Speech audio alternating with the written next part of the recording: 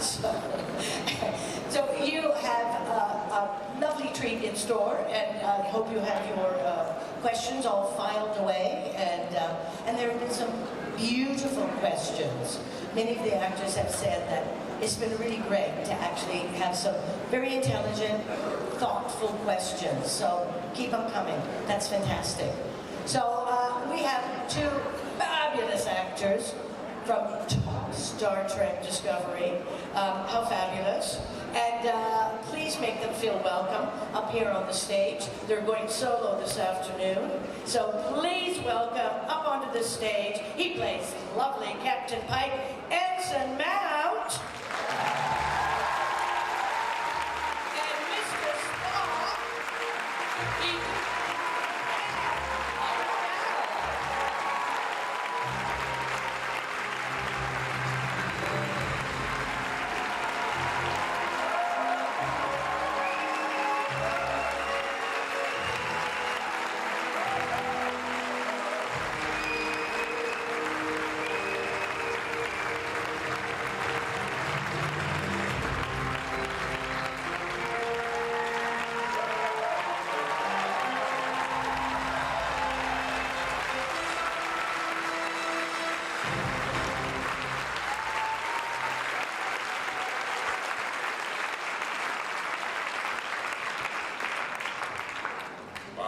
How much you guys like to clap.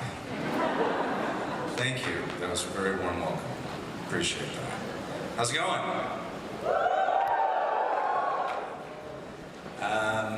Thought we'd talk about some Brecht or some, I don't know, current events.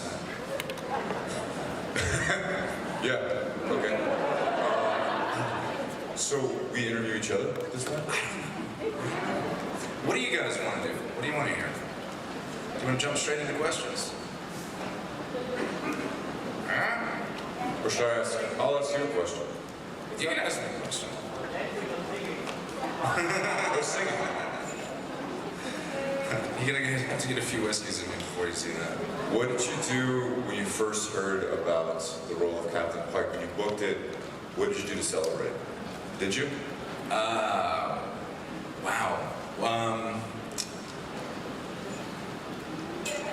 Well, I don't know. I was, first of all, my mind was blown. I don't think my wife quite understood, because she wasn't versed in canon.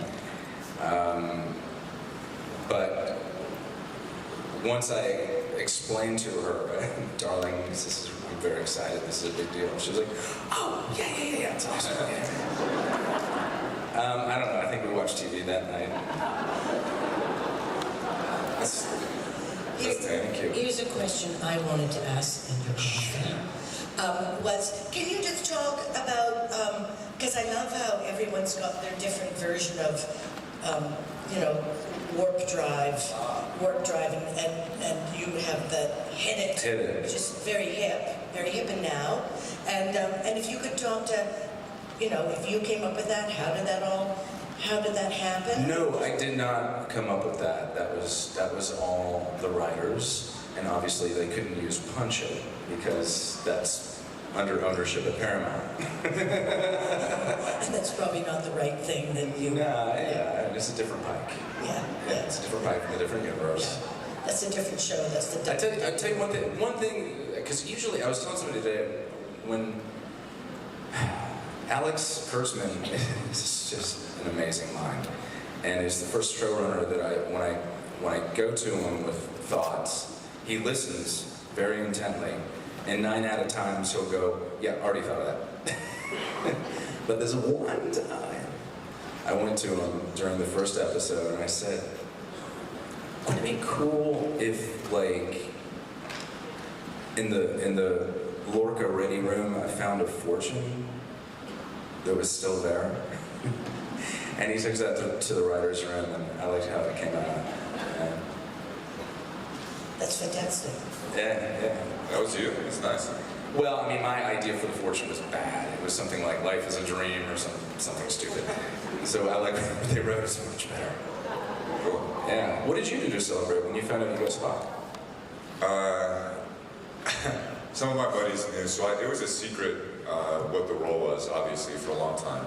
But some of my close friends knew. And I had them over, and I told them, I was like, hey, come over, we're celebrating. They're like, did you get it? I'm like, just come over. And my cousin had given me a bottle of Johnny Walker Blue Label, and we finished the whole bottle. It was glorious, it was amazing, I'll never forget it. I knew I liked you for some reason. The whiskey. All right, let's do questions. Please. Sir. Oh. Hi guys. Hi. Sorry. You decide who's asking the questions. All right. Hi. At first, I have a two-part question for Anson about his podcast. Sorry, Ethan, but you were wonderful in your episode. So, since your podcast is about showing passions or talents of your guests that we don't normally know about, I was wondering how do you select your guests or the stories you want to talk about? And the second part is, who would you love to have on your show apart from William Shatner? Thank you for asking that. Well, we live in New York, so it's an embarrassment of riches there. I look at, I try to keep up to date on science and the arts, and then we just reach out to people, and you'll be amazed who you can get to, who writes you back, And then there are people that stop writing you back, because these are some very busy people. I've been trying to get Brian Greene on the show for a while. The theoretical physicist, Brian Greene. Anybody? No? Okay. And I've been trying to get an interview with George W. Bush about his painting. He paints wounded vets, which I find fascinating. He's very good. He's gotten good. He was bad at one point. But he's gotten very good.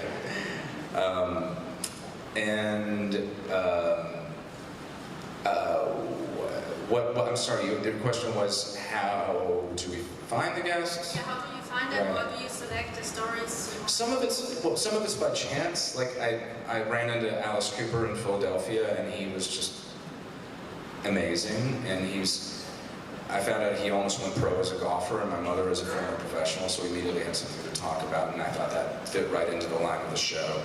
Ethan's was fascinating, and unlike any other interview we've had on the show, because his was about a near-death experience in his 20s that was just horrific. He should not be here right now. Yeah, that's true. I'm kind of pissed off you I are wish. here, actually. What?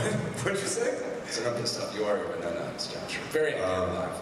I wish I could do that episode over again because we were like on set when we recorded that. Yes, that was your last day at work. It's my very last day at work when we recorded that episode of this podcast.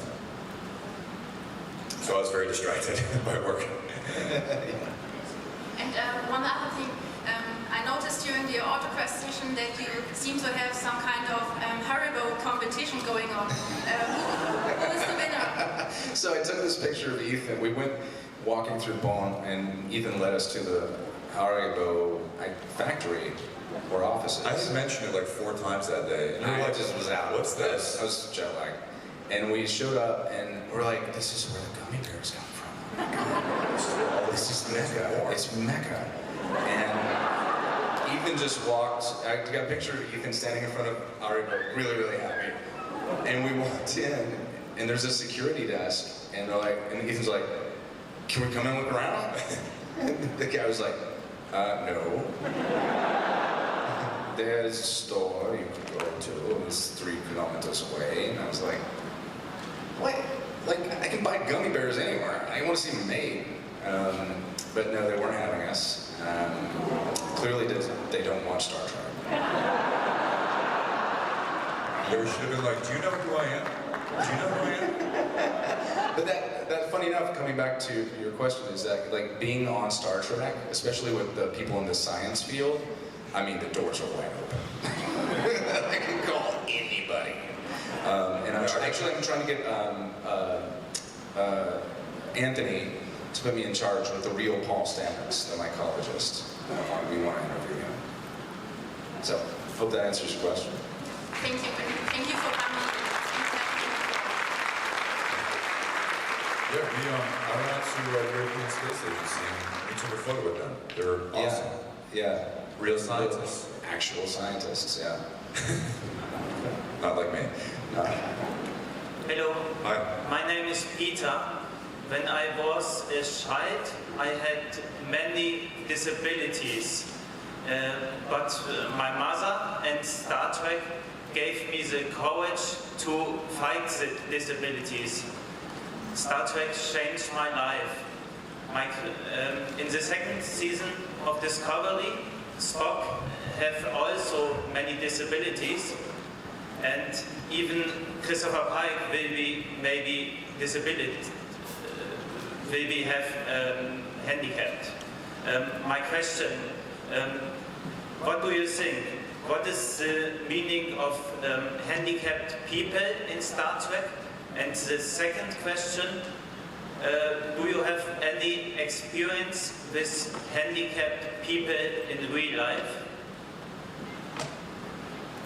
I think in Starfleet, handicapped people are seen to have special perspective, right? So that's what Spock's disability allows him to see a lot of information together at once. His Latotterai, right? And that gives him special knowledge and insight into certain situations. And so I think within Starfleet it's considered like to have like a special kind of perception, in my opinion. What do you think?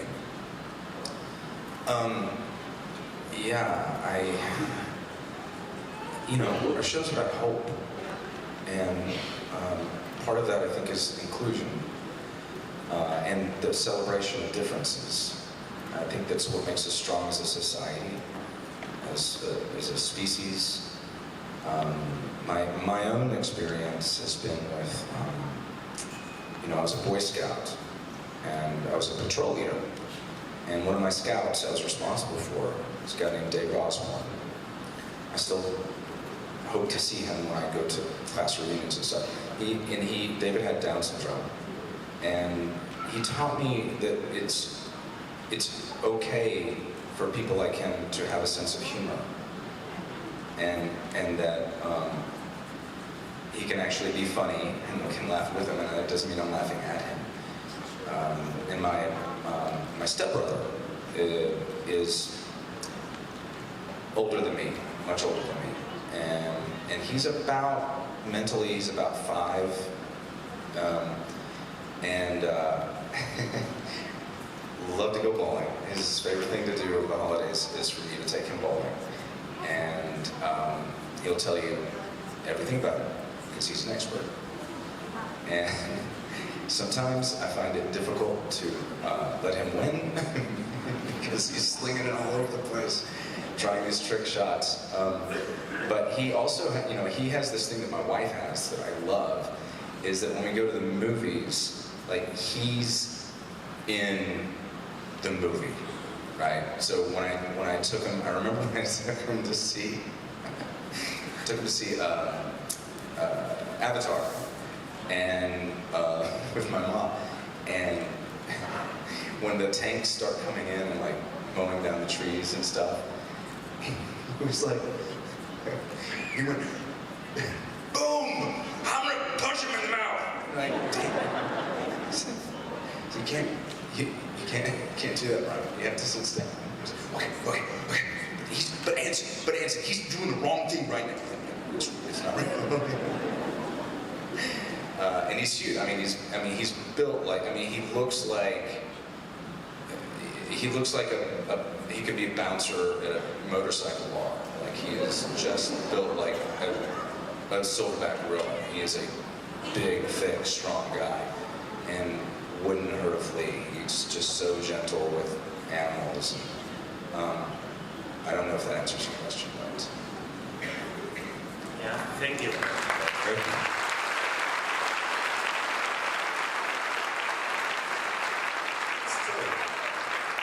Hi. First of all, thank you so much for being here. I hope you're having fun. We are. Lots. I would like to apologize again for the F-bomb and the controls table for you. I was so nervous. Sorry. I like F-bombs.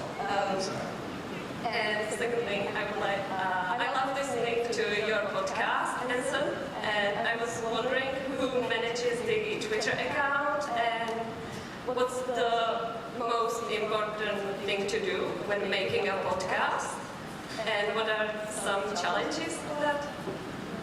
Yeah, that's a good question. First, the first part of your question, our web manager, Nigel, takes care of most. I hop on there sometimes, and so does Brandon, so it's sort of like, it depends on the day. It could be any of the three of us.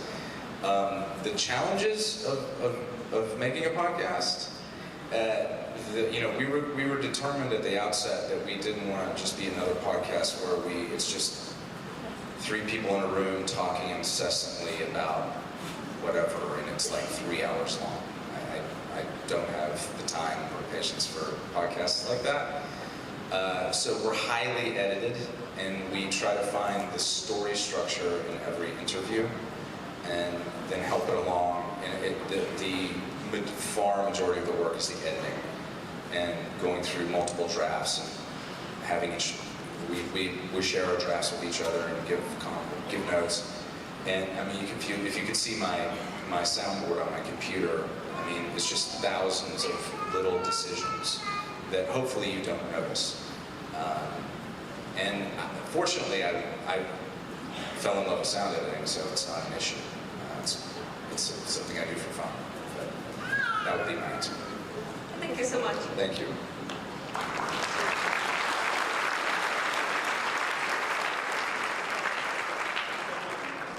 Hello. So now that you've played an iconic duo in Pike and Spock, is there another duo that you think you would play, or that you'd like to play, or that would interest you? Just us? Oh, you mean together? Yeah, as a duo. Oh man, this is a great question. Batman and Robin.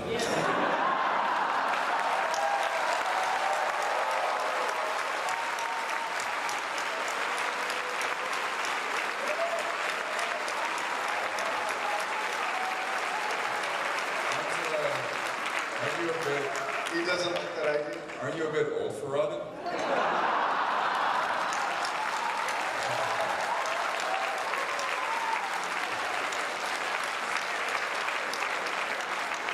That's a good one. We should do like a cop thing. Starsky and Hutch. Yeah. They're also different ages. I've actually never seen them.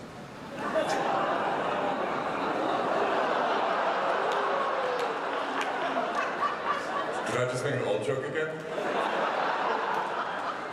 I didn't mean to at the time. Yeah, that's a good one. Starsky and Hutch, I guess. What about is there like another alien pair? I don't know. We should do play or something sometime. That'd be cool. Yeah. In German? Two-hander. We'll get the two-hander. In German. It'd be very difficult. Yeah. Yeah. I don't know. Do you have any suggestions? Yeah. Oh, that's a very good one. Yeah. We're both still too young for that.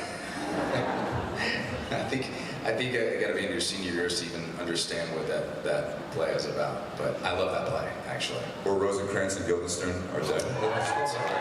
Yeah, that'd be a good one. Yeah. What was that? Rick and Morty. That's my favorite cartoon. So good. I think it's those same cartoonists that are doing Below Decks. Yeah, you guys know about this? So they've launched a bunch of new Star Trek IP, one of them being the Lower Decks, that some of the writers from Rick and Morty have written. And I think it's going to be so good. It's going to be hilarious. About all the officers that work on the ship. I think they work in the kitchen. No, they work in the food. Yeah. Loading the Synthesizers things or whatever. that you can make food from, and that's all they do. So look out for that. But they have their own power structure. I'm going to try to get onto that show. Right? That would be great. Yeah. Thank you so much for that question. Thank you. Lighted by the light. Hi, my name is Henry, and Star Trek Discovery is about to discover space, find frontiers in humanity. And we all sitting here and wanted to see you both in our own show, maybe called Star Trek Pike. I don't know. So I won't.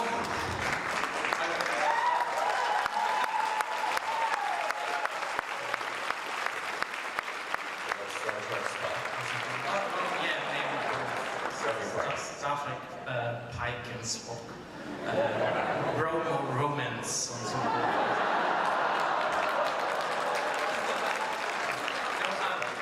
I'm not standing here and asking you if this all would happen, but I want to know if you, how would you discover and evolve your characters if it would happen? A new show, your own show. What would you do with your characters? I think the question of what do you do when you know your own future is a pretty heady philosophical question, and I think it would be something that would have to get explored. I don't know, what about you? I actually was asked something sort of similar at my panel yesterday, and I think it's a great question. It's fun to talk about. I was asked kind of what I wanted to bring to Spock, to this Spock in this moment of his life, and I had mentioned danger and impulsiveness because he doesn't quite have the wisdom that he will have in the future, and so I think getting ourselves. Speaking now as the crew of the Enterprise, getting ourselves into like a lot of trouble, into like very dangerous situations, and kind of figuring out, with hyperintelligence how to get out of it, or fighting our way out of it. And I like to explore sort of like the action thriller side of Spock. I don't know. I've kind of like fantasized about having like an episode where like it's just about like we get a new crew member named Mr. Sulu. You have to show him the ropes, and then you have a young Sulu. That would be fun. Yeah, that would be fun. Thank you very much. Great pleasure.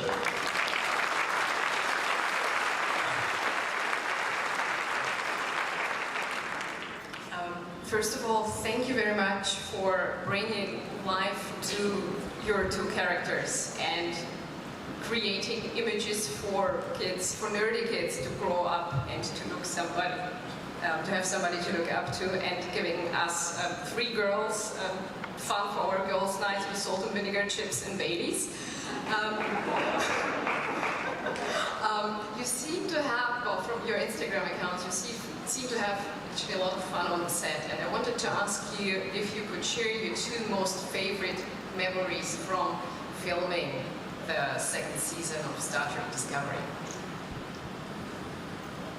Well, whenever Doug's on set, it's really fun because he always is asleep.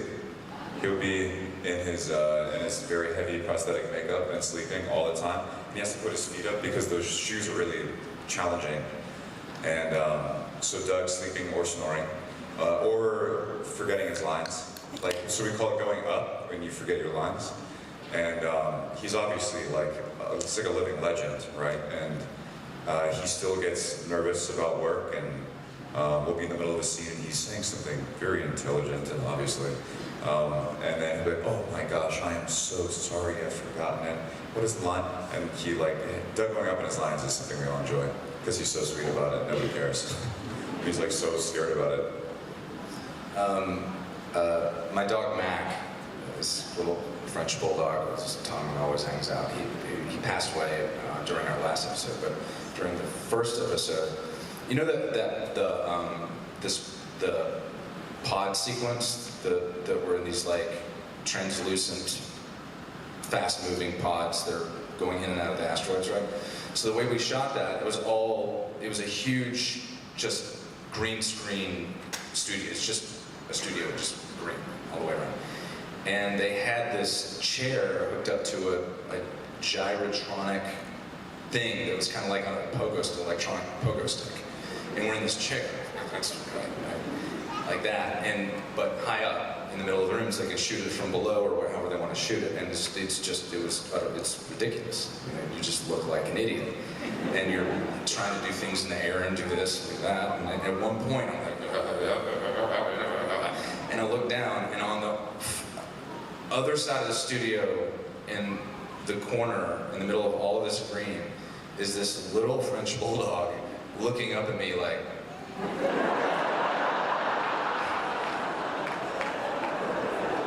He would always be snoring on set. Yeah, that's it. They'd be like, wait, So sweet. wait, hold the roll. Someone's snoring? It would be Matt. One more thing. When Sunico and I filmed our goodbye, our farewell, that was like my last day of really intense work. Right, so Spock feels a lot of emotion over the course of the second half of season 2. And those were always very challenging moments for me as an actor, because what's too much, what's too little, how big is it for him in his half-human, half-Vulcan constitution within himself. And that goodbye, it was also towards the very end of our filming time, because we filmed chronologically, episode to episode. And there was so much overlap between Spock and Ethan, because I was leaving, you know, the set had been such an incredible experience, and the goodbye was just so often art imitates life, and it was just a really beautiful sort of coinciding of those, and I'll never forget it. Thank you.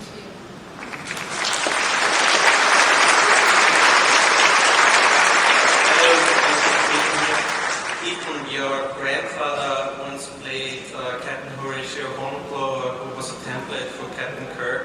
And now you come somewhat full circle to play Spock. Is this something that ever came up, or? Oh wow, I wasn't aware of that. Maybe I had that at one point. That's amazing. No, I hadn't thought too much about that. But I did just go visit Picard. They're filming. I got to go visit the set. And I met Patrick Stewart for the very first time. And he also played the same role that my grandfather played in Moby Dick. And we spoke about that. He had forgotten, I think I had met him as a child, and I'd forgotten that. And he shared some stories with me about my grandfather going on to his version of Moby Dick and delivering the speech at the beginning by the preacher, I think, or the priest. And that was, I mean, an insane moment, a tremendous moment. So it is incredible and surreal to sort of run into my grandfather within these other people out in our industry, you know, especially that have all these stories about him. It's, I feel very lucky. Thank you.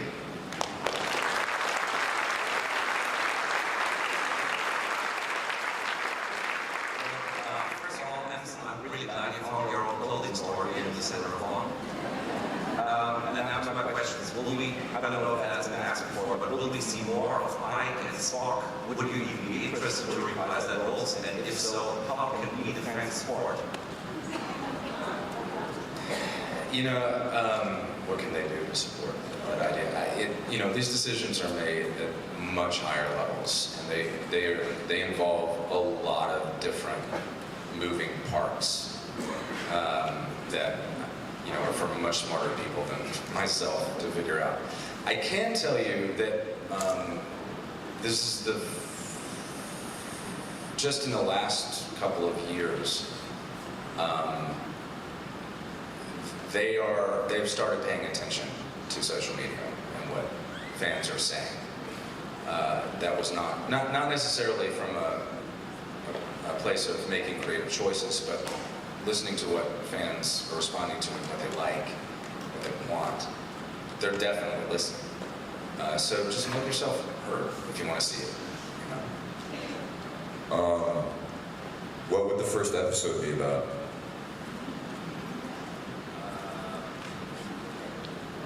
What would you like to see happen? Well, you know, like I said earlier, the question of what do you do when you know how the end of your life, and it's not a good one.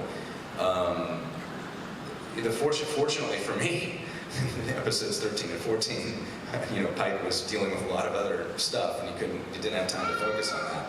So I think that would have to be addressed. Do you think that he would ever share with Spock what he now knows?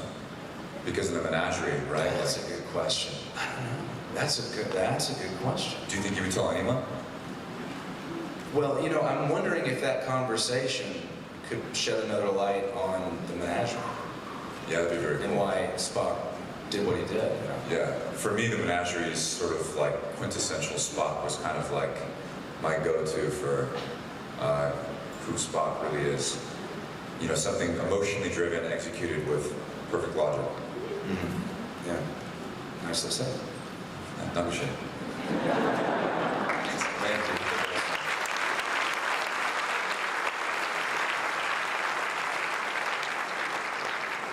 Hello, thank you for coming here. I wanted to ask you, surely you have studied Spock's and Pike's character from the original series. So you surely know that the most famous episode is Trouble with Tribbles. So what do you think about Spock's character when he deals with Tribbles in this episode? In which one? Trouble with Tribbles. I haven't seen that one, I don't think. It's the most famous one. They did that to me. I know. When I said I hadn't seen the new Avengers. Besides Kirk, Spock, Uhura, Sulu, and the other ones, I think Tribbles are the main character of TOS. Yeah. I wish I should be ashamed, and I am ashamed. I will watch it immediately. Thank you very much. But how would Spock deal with this? So what do you asking? What do I think about how he deals with them in the episode? There is a famous conversation between Bones and Spock when they talk about the Tribbles. And Spock's citates in the Bible, they're not suing, they're not earning, but they are spreading all the way. Yeah. Well, I wish I could talk on it more. If you didn't see the episode, you will not talk about it. Thank you very much. But thank you anyways. Thank you.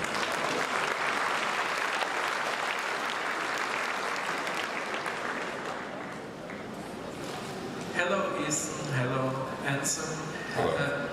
My question is very simple. Do you remember your first time you've watched Star Trek, and what did you think about it? And what's your favorite Star Trek movie or episode?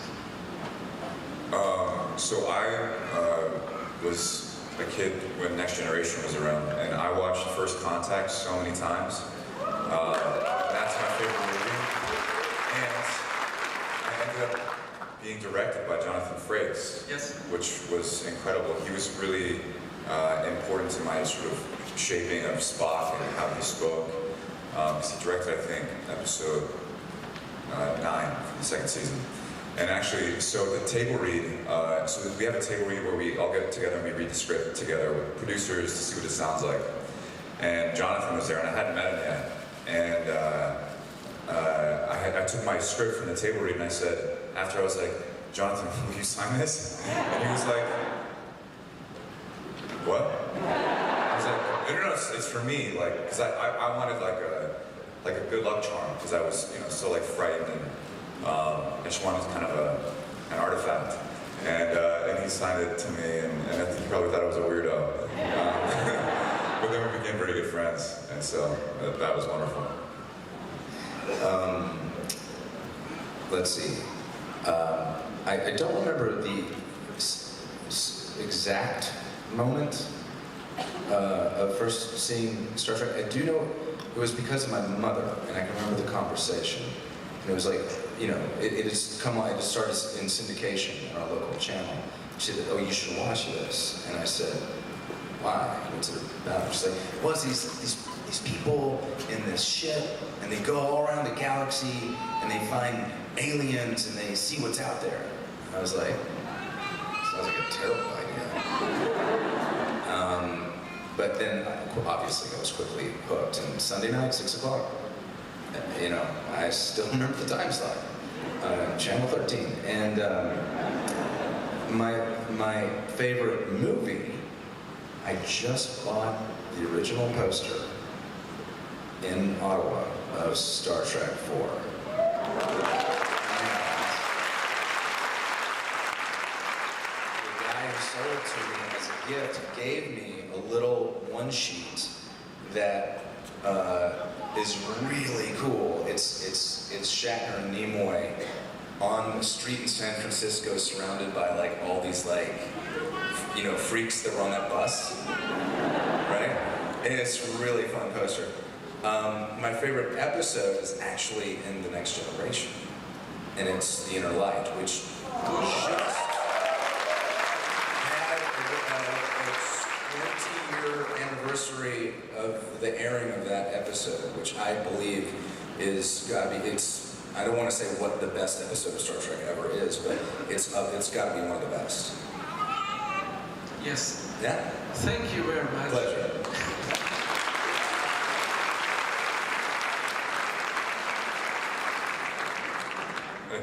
Hi. Welcome. It's a pleasure to have you here. Sorry. I have a question to Anson Mount. You said that you studied Jeffrey Hunter's Captain Pike in your preparation for your role. Jeffrey Hunter plays his Pike, or he said he's weary, he's tired to be a captain. You played your Captain Pike as a total different captain, as strong, as powerful, as full zest for action. Have you ever made any, have you ever had any thoughts of this change of Captain Pike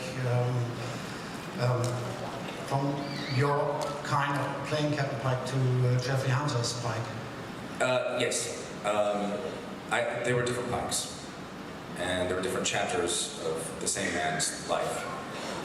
But, you know, I thought, you know, literally every 7 years, every cell in our body is regenerated. So we're literally different people every 7 years. And Jeffrey Hunter's Pike was in a very dour place. I think he was in a much younger man's place of an existential crisis. And this Pike needed to have matured beyond that.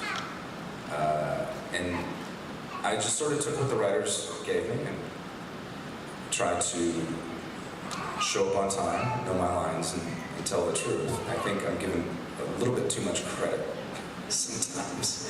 I think the writers did extraordinary things with the character, and I was humbled to play it. I hope that answers your question. Thanks. Yes? Well, I think that definitely, like, it's different, but I'm stealing this from Hayao Miyazaki, who's this amazing Japanese filmmaker of animated stuff. Yeah, he's a genius. And he speaks about one of the projects he created. It's called The Wind Rise. It's based on a real man's life. And he said he wanted to restore the spirit of this this engineer, this flight engineer. And I feel like we've totally restored the spirit of Pike and expanded on it and made it grow. And because I watched The Cage recently. Yeah, I'm sorry. And I was like really struck by the core of it, the similarity in the cores of your performances. Thank you, first of all. Now I remember what it was. The big realization for this big role is when I realized, okay, this was Roddenberry's first iteration of the captain.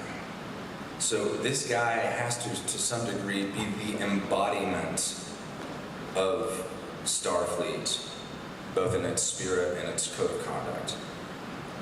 And I just went from there. Okay, thanks. Thank you.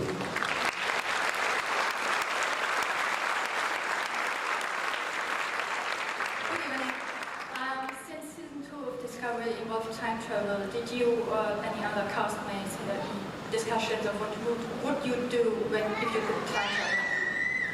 Would any place you would like to go or person you'd like to meet? Did we have discussions about where we would like to time travel to? Yeah. I don't think we did, but to research that theme, I read this amazing book called The Order of Time by a physicist, an Italian physicist named Carlo Rovelli. And so time, right, flows differently all over the universe. So I wonder, like, I would be terrified to travel in time because just who knows what's out there? I don't know. Like, you know, you leave one place and go somewhere else, and maybe you're sitting in the middle of the sun. Who knows? I don't know. Where would you time travel to? I think it would definitely be the future. I don't know how far, but I just read this incredible, before I walked on the stage, I was reading this incredible article about the gravity lens. Have you heard about this? This thing NASA is doing? Now that we've detected gravitational waves and we know exactly how gravity or light is bent by gravity, there's this idea to turn our entire solar system into a lens by using the sun's gravity. And when it's achieved, we'll be able to take pictures of exoplanets hundreds or even thousands of light years away to the scale of a few kilometers on the planet's surface. It's like, whoa. And we do have to get a sensor 3 light days away from us. So we're probably a couple of decades away from doing it. But I read stuff like that and I'm like, oh my God, I hope I'm around. I really hope I'm around. I think ESA is also looking for new hires. I would fail miserably. I would love to spend like one day in like the Dark Ages, like in the Middle Ages, just like a day. Just be like, this really sucks, and then come back. Thank you. Thanks.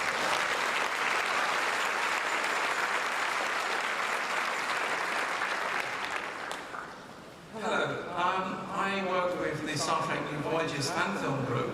We actually have an episode with Captain Pike, the first one in Harm's Way.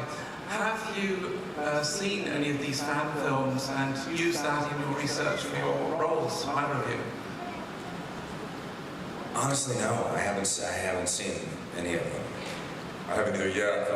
I had 2 months to, watch a bunch of the original series, and when you give this amount of time, I only had time to focus on just super essential, reading Nimoy's book, and so I haven't really explored that much more in the world. Yeah, me too. From 18 to 41, I basically didn't watch television. So I'm still getting caught up on the rest of Next Generation, and I need to watch Deep Space Nine and Voyager. I need to really crack down on those first. But do you have any recommendations? Well, Star Trek New Voyages, it's free, it's on the internet, on YouTube, and it is the TOS era, it is the Kirk Spock series, so it will be ideal for you to maybe learn a bit more, because it's written by sometimes original scripts which were just never made from back in the 70s. Oh wow. Oh cool. Awesome, I'll check that out. Okay, thank you. Thank you.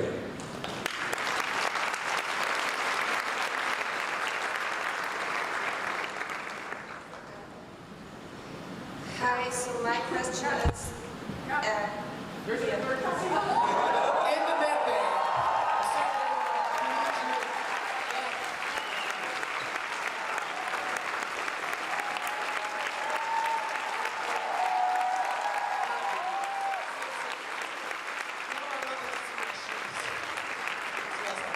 Hi, I just want to crash because I'm tired and lonely without you. Thanks. Nothing very good. Great. Yeah. Yeah. Yours? It was really great. I wanted to say thank you to everybody who came out and said hello today and made me cry again. My tear ducts are empty, but I did want to come out and say that it was my pleasure, my honor to share time with both of you this season, and what you both have done to continue to flesh out these legendary characters is extraordinary. And you've done a great service to this franchise and these characters, and we are better because of it. And you are always a part of our family. And you are,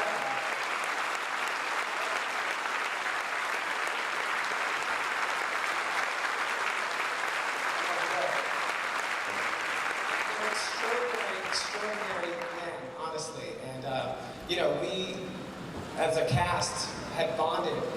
So it was going to take some pretty extraordinary people to come in and be able to hang with us. And not only did they hang, but they led, and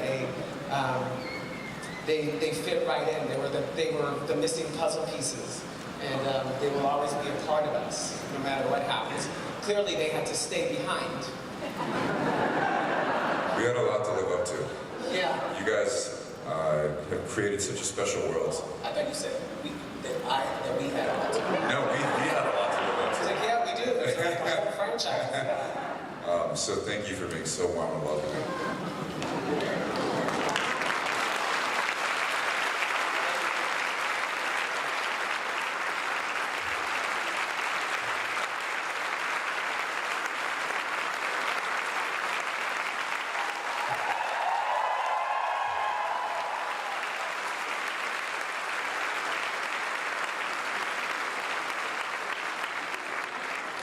So it was 8 months of that.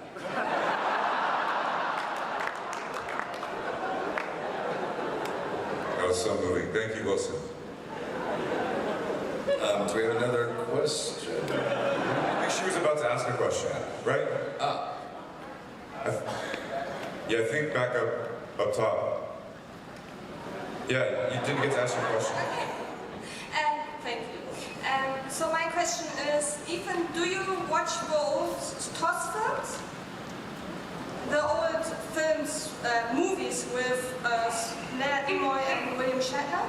I've seen some of them, yeah. Okay, so my question is, did you think that Bones knows something about Michael Dorner? Because he and Spock make this Vulcan mind thing? That would make sense. That would be logical. Because, you know, the spirit is shared, so that's a great question. That's interesting. That'd be like the one leak, probably. But also maybe Spock is able to, you know, only give certain parts of himself. I'm not sure. Thank you. Thank you.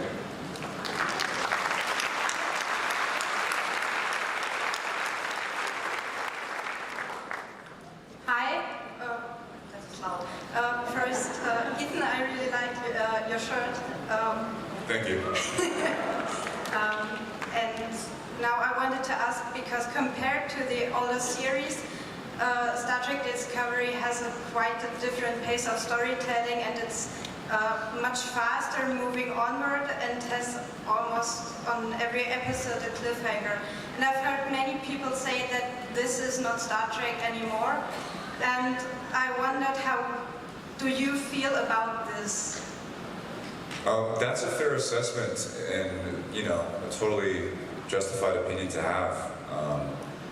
I think part of what makes Star Trek great is its embracing of change and evolution, and so I think the change is really wonderful, and it's adapted to, you know, the style of television we're making now. It's my secret hope that if we do get a spin-off, that we get day missions, that we get to go back to sort of an episodic format. I think that'd be really fun. Yeah, it feels, yeah, but at the same time, like I like exploring Star Trek from a serialized point of view as well. And it's, I don't think any one person gets to decide what Star Trek isn't. And there was only one person that got to decide what Star Trek is, and he's no longer with us. He left us with this tremendous conversation. So we get to decide what Star Trek is.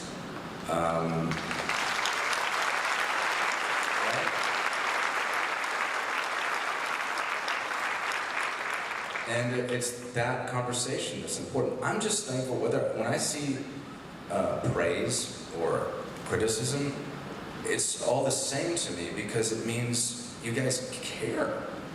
You know, you really give a shit. And I've done things where people didn't care that much, and that's horrible. So I'm just thankful that this Trekkie gets to be in the middle of the crossfire for a while. Okay, thank you very much. Thank you.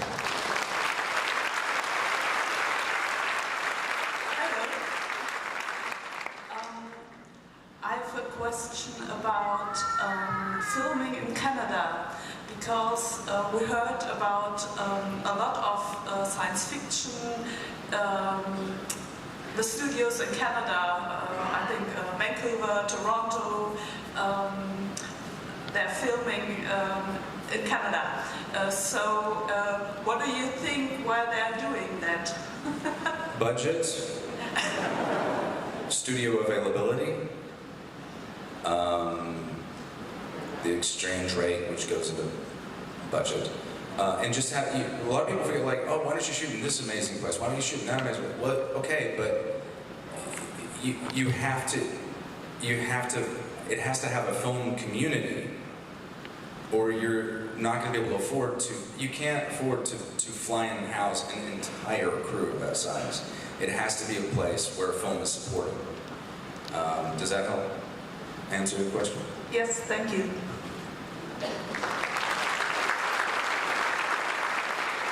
Hi. This is not a question, this is just more like a suggestion about cinematic duels you could both play in the future. We have 3. The third one will be like Arthur and Lancelot, for example. I didn't understand the question, I'm sorry.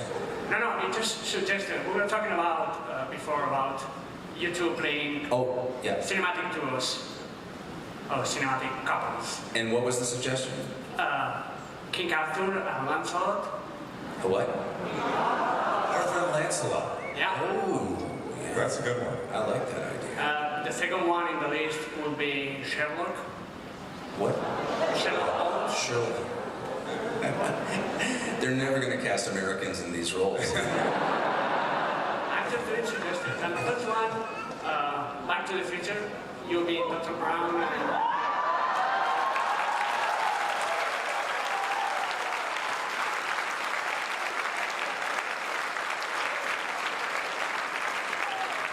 So, you know, when we were at Calgary, at the convention there, and Christopher Lloyd was there.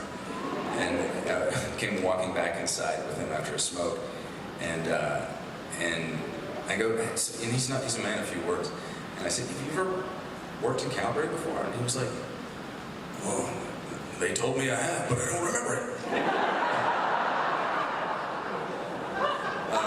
You know what we should do is a Western. We should do a Western.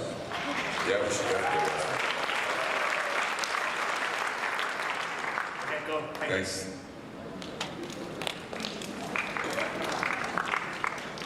Greetings, you two. What was your favorite prop from the set, and what would you like to take with you as a memory? The chair.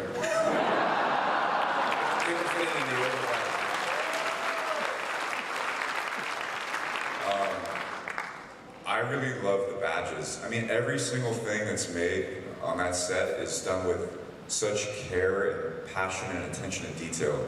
I mean, there's so many things that I would I like the table in my ready room. I really wanted to take that. The table? Yeah, the table. You remember that table? Yeah, of course. It's weird you want to take all this furniture. The house. I would take a phaser. We should take the whole room. We take the whole ready room. Do that. Should have been in my contract. Yeah. Man cave.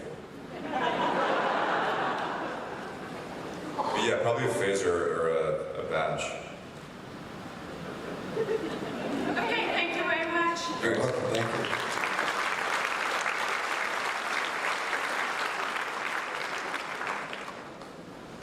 So it's not a new question, but it is an answer to something what was talked about here.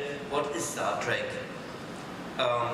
Should it be told episode by episode, or in a long string over several episodes like in Discovery? She has told about the myth Star Trek, and that was very, very good. I wanted to say here, it was explained there better than every else. We are all who make Star Trek to Star Trek. Thank you. Thank you.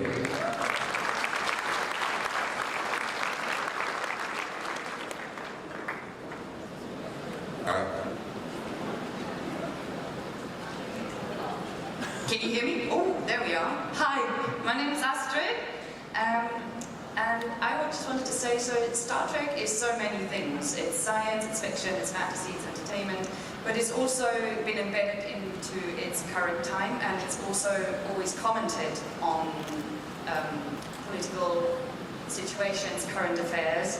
And so I was wondering, what do you think? How political should and can Star Trek be? I think it should always be allegorical. I guess it is anyways, but I kind of like that it's not in our time and space. I think you can tell stories, current event stories, very disguised by, different circumstances, different characters, but I don't know what you think. It's a good question. I think that a TV show at its best can serve as a metaphorical platform upon which to stand back and look at some of these bigger questions. I don't think it's necessarily responsible to try to answer all of those questions. I had a friend that worked at the White House for a few years, and I was talking about the West Wing, which I loved. And he said, that show sucks. I was like, why? He was like, that's not how the White House operates. And I said, do you think that's the point of a television show? It's giving us an opportunity to discuss things at a distance as a culture. I hope that in some way answers your question. Very eloquently. Thank you very much. Thank you.